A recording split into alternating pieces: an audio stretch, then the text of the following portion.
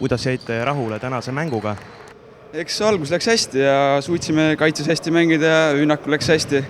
Aga siis, kui kolmandal veerandajal tulid need vigastused, et siis läks asi käest ära ja mäng lagunes täielikult enne lõppu.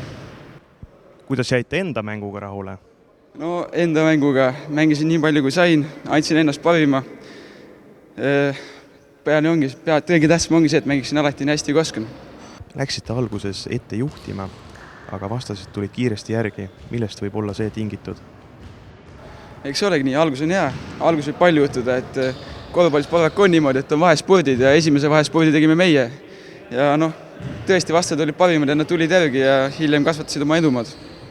Kas väikesest kohast nagu Parksepa on võimalik tõusta korvpallis esile, võrreldes siis suurlinnadega? No miks mitte, meil on endal meie klubi kasvandikke, kes mängivad praegu Eesti meistriliigat.